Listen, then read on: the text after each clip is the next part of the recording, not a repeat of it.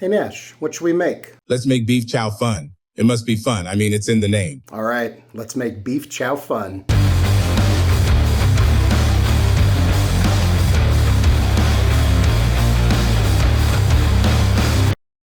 Today, we're making beef chow fun. Never made it before. I may have had it before. I don't know, but it sounded fun. And with that, we'll move on. Without further ado, let's go. So we start with a flank steak. I put this guy in the freezer for about half an hour because technically that should make it easier to slice. Now we want to slice this against the grain. So you can see the grains kind of go this way, almost side to side, but a little bit diagonal. So we're just going to cut this into thin strips. Oh yeah, like freezing it definitely works.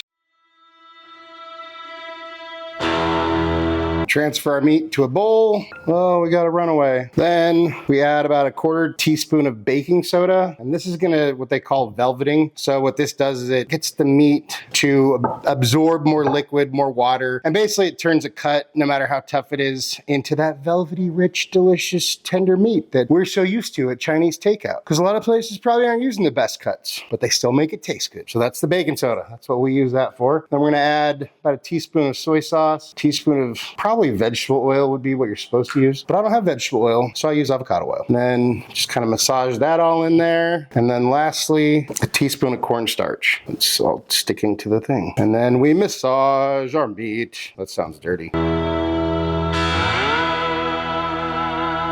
Just make sure every little piece has a little bit of everything on it. Then we want to cover this and throw it in your fridge for at least an hour. If you wanted to do overnight, you could do that too. It's only going to make the meat better. So see you in an hour. Spoon some ginger. Using a spoon, peel some ginger and slice some green onions.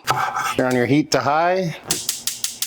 Bring out your wok. You should have a wok. It's the right thing to do. Get that nice and hot. Add a little bit of oil. Again, your oil should probably be peanut or vegetable traditionally, but I have avocado, so that's what we're using. Get that all coated. Wait till your oil starts to smoke. Then we throw in our beef, which I may have actually already thrown in and had to take out because I forgot to hit record, but pay no attention to that. If your wok is hot enough, your beef should not stick to the pan. Like, as my beef is sticking to the pan. Good job, Tim. Hey, the stove is as hot as it goes.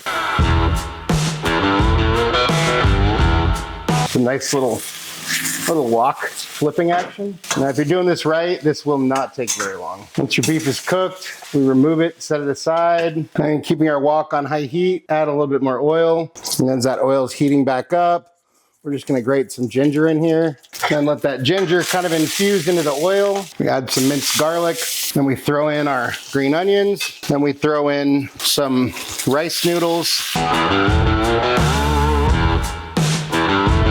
Then we add 2 tablespoons of Shaoxing cooking wine, a little bit of sesame oil, a little bit of dark soy sauce, some regular soy sauce. I'll put all the measurements down below so you don't need to write anything down. Pinch of sugar, pinch of pixie dust. The king of flavor, MSG. Add our meat back in. And then we add a little under a cup of bean sprouts. Some salt and pepper to taste. Kill the heat and we're ready to serve. I wanted to garnish this with like some toasted sesame seeds, but I did some research. And by that, I mean, I did like a Google image search and maybe like less than 10% of the pictures had sesame seeds on them. And I think this is a Cantonese dish technically, or maybe there's different versions of it, but I think I made the Cantonese version. Anyways, regardless, very few of them actually had sesame seeds or really any garnish at all. So I decided to just leave it and here we go. And there we have our beef chow fun.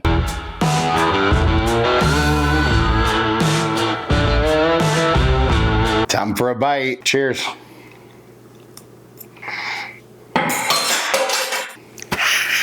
It's savory. It's got just a slightest hint of sweet. It's just packed with depth of flavor. It's got that umami going on. That velveting of the beef really, really works. It's just super, super, super tender. It's got a punch of flavor. The noodles are delicious. Everything about it is delicious. It's freaking amazing. Go make it. I would say 10 out of 10. Highly recommend. And I had no idea what I was doing because this is the first time I've ever made this dish. But like I said, it sounded fun. I know, stupid jokes. Sorry. Super, super delicious. Definitely recommend. making this. But hey, let's see what Nash thinks. Hey, bud, how you doing? I'm ready to see how fun this beef chow fun is. Well, check it out. We got this beef chow fun you wanted. This is, of course, the dog-friendly version with no green onions. But here you go.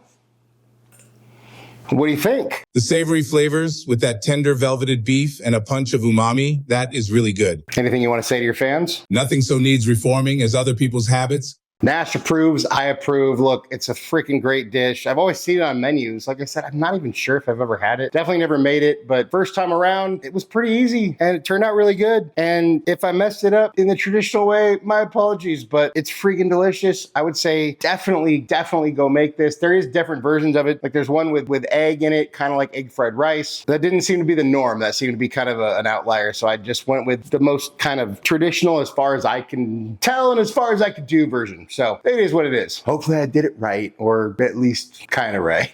Thank you so much for watching. Really appreciate you all. Love you all. If you wouldn't mind taking a second to like, share, and subscribe, that would help us out. It'd mean a lot. If you want notifications every time we drop a new video, go ahead and hit that notification bell. If there is anything you want me to cook, you want me and Nash to taste, go ahead and drop that down in the comments or head over to our website, timschaoskitchen.com. Send us a message there. And hey, just remember, cook more, eat better, embrace the chaos. That's it for now, folks. Until next time, peace.